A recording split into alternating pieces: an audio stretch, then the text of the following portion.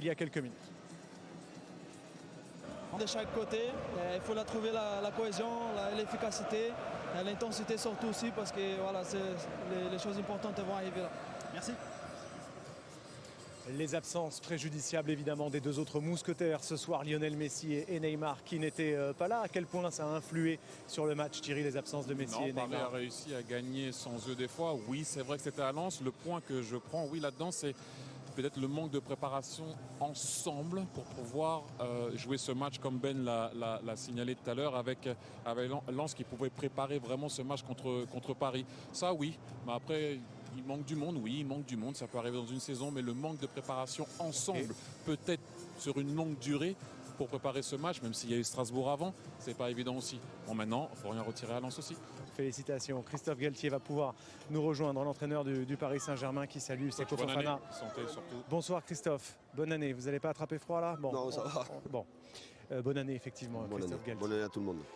Fin de série, fin d'invincibilité pour votre équipe cette saison. Paris a souffert ce soir comme jamais. Oui, c'est pas une question d'invincibilité, c'est que déjà Lens mérite sa victoire et que j'ai eu du mal à reconnaître mon équipe. On a pris des buts évidemment sur leurs points forts, premièrement la transition et la profondeur. On prend ce deuxième but comme cela et on prend le troisième but. On savait qu'il y avait une forte pression très haut dans le cœur du jeu et on prend rapidement ce troisième but en début de deuxième période et puis après on s'est quand même manqué de cohésion. Je disais tout à l'heure à une personne qu'on s'est liquéfié au fur et à mesure que le match avançait, alors qu'on était bien revenu après le premier but lensois, mais en deuxième période, au fur et à mesure que le match avançait, on s'est liquéfié, on a donné beaucoup d'espace. En fait, on les a joués à l'opposé de ce qu'on devait les jouer. On a beaucoup d'erreurs techniques. On a eu. Comment vous l'expliqueriez quand même? Parce que vous l'avez dit, je les ai briefés. Attention au pressing, les gars, ça va être l'enfer. Oui, évidemment qu'on avait travaillé leurs points forts et de faire très attention à l'équilibre, de faire attention évidemment à ce pressing. Malheureusement, on l'a subi, mais il y a cela, évidemment, ça amène des buts. Et dans ce genre de match-là, évidemment que c'est très préjudiciable. Mais il y a aussi la manière dont on s'est exprimé avec le ballon, avec beaucoup de déchets techniques assez surprenants par rapport à mes garçons qui ne me donnent pas cette habitude-là. Et il a manqué aussi à un certain moment du match beaucoup de cohésion. Je vous laisse échanger, messieurs. J'allais venir sur la manière et pas forcément la défaite, parce que perdre après 32 matchs, il me semble, en championnat. Avec la saison dernière. Pardon, coach. Oui, c'est vrai, c'était pas vous, mais bon. Je voulais plus parler de la manière, parce que j'ai vu des choses ce soir qui ne ressemblent pas vraiment au PSG que j'ai l'habitude de voir, au point technique, au niveau tactique aussi. Vous avez été gêné au début du match avec la position de Maurice et de Sotoka derrière la ligne, justement, ou derrière le dos autour de nos milieux. Oui, de Verratti ou alors Ruiz. Et on a vu justement que vous avez demandé à un moment donné aussi à Ruiz et à Verratti de se coller un peu plus et d'être un peu plus bas aux côtés de Danilo au milieu. Ça n'a pas été évident, ça a causé un but. Mais moi, c'est plus la manière, la façon dont vous avez perdu ce soir qui m'a gêné. Oui, effectivement, il y avait à régler le problème du milieu et on s'est laissé aspirer alors qu'on avait des joueurs dans notre dos.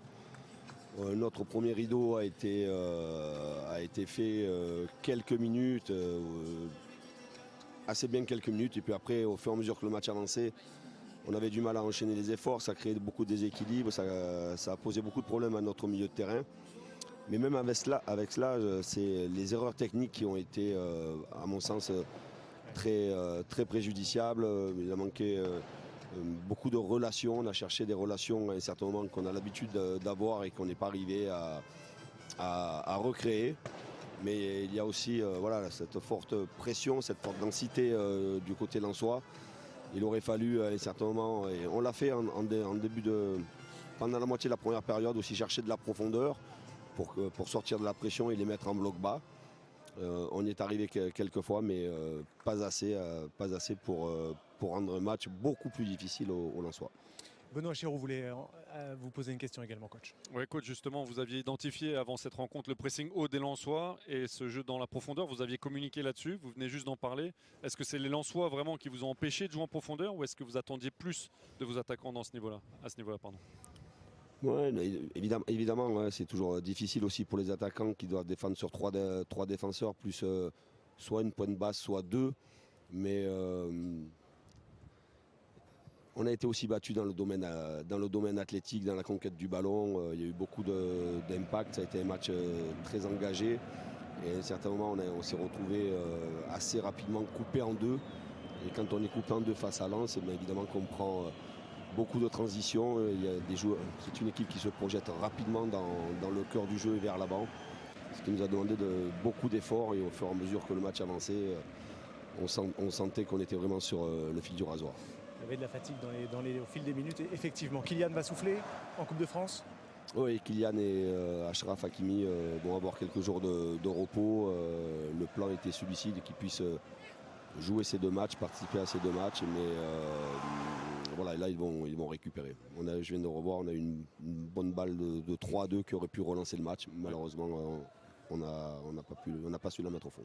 Merci beaucoup. Merci à vous. Meilleurs vœux pour cette année 2023, Christophe. Tous mes vœux à tout le monde et puis Merci coach. Peut-être un beau challenge pour notre Titi national. Ah, qu'est-ce que vous voulez dire par là? Bah, c'est ce que je lis. Hein. Thierry Henry, une réponse?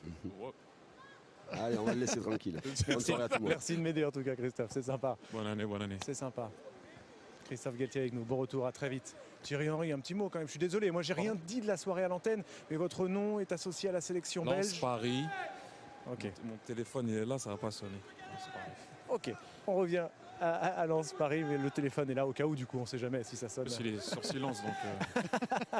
Il est malin, bien joué Titi. Franck Hez, avant de se quitter, tout de même, on ne pouvait pas terminer cette belle soirée du 1er janvier par un mot de Thierry Henry, l'une des légendes du foot, suite au décès de la légende du foot. Pelé est décédé cette semaine, on le sait tous, vous l'aviez rencontré. Thierry, dans votre vie, on voulait avoir votre réaction. Oui, ça date vraiment.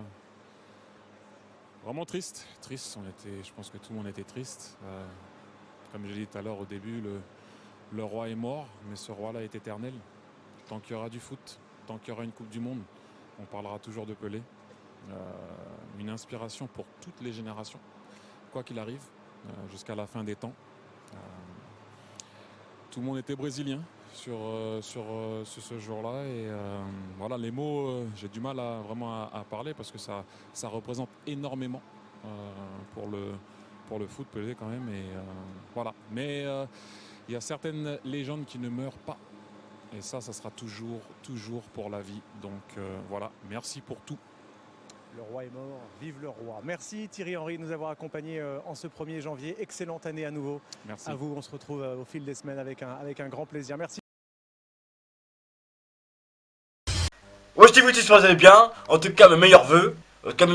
Bonne santé, prospérité, voilà. Mes meilleurs vœux à chacun d'entre vous. En tout cas, rentrez mieux en 2023 que le PSG. On rentre en 2023 en perdant 3 points. Non, mais c'est quoi ça? Non mais le pire c'est qu'avant le match, Galtier va nous dire oui, j'ai de nouvelles résolutions. Rapporte plutôt de nouvelles solutions. C'est ça qu'on veut, des nouvelles solutions. Le mec, des nouvelles solutions. Parce que là, qu'est-ce que tu nous fais? Tu nous as rapporté l'ancienne composition. T'es venu en 3-4-3. Mais on t'avait déjà dit que c'était mieux une défense à 4. Combien de fois on doit te le dire? Combien de fois? Mais je suis sûr c'est le genre de mec qui doit se dire nouvelle année, nouveau mois. J'en suis sûr. Ah oui, c'est le genre de mec qui s'est dit ah non, nouvelle année, nouveau objectif. Je vais aller à la salle. Arrête. Travaille parce que j'avais l'impression que l'équipe, le PSG, était encore bloquée en 2022. J'avais l'impression. Alors que le Lens là, avec l'engagement qu'ils ont mis, le pressing qu'ils ont mis, non mais et la vitesse, l'agressivité, les mecs ils étaient même pas en 2023. Ils étaient au mois de 2026. Non, ils nous ont dépassés dans tous les compartiments du jeu. Non, on était complètement dépassés. L'engagement qu'ils ont mis. Rien que tu regardes le match, t'as envie de t'engager. T'as envie de t'engager pour l'armée de l'air, l'armée de terre, t'as envie de t'engager. Frère, t'as envie d'appeler Zelensky, de te dire oui, je vais aller me battre. T'as envie de t'engager. Mais c'est quoi cette composition? Il y a Vitinha sur le banc. T'arrives à nous mettre Fabien Ruiz, c'est quoi ça? Le mec lui aussi, le Ruiz là, il est bloqué en 2022. Le mec il est là, il est même pas au PSG, il est encore à Naples. Le mec là il se fait surprendre sur le troisième but, deuxième but. Mais c'est nous on a été surpris. Dès le début quand j'ai vu la composition, j'étais surpris. Qu'est-ce qu'il fait là? Qu'est-ce que tu fais là? Galtier, qu'est-ce que tu fais? Tu ne mets Carlos Soler, non.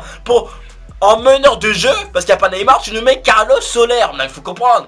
Non, mais c'est incroyable. Non, en fait, tu t'es dit, oh, ça va être un coup de poker. Je vais mettre, voilà, personne ne connaît. Donc, ils connaissent pas son jeu. Voilà, personne ne le connaît. Mais lui-même, il se connaît pas. C'est ça, lui-même, il savait pas ce qu'il devait faire sur le terrain. Lui-même, il connaît pas le poste. Son jeu, personne ne connaît son jeu. Mais même dans FIFA, dans le jeu FIFA, ils le connaissent pas.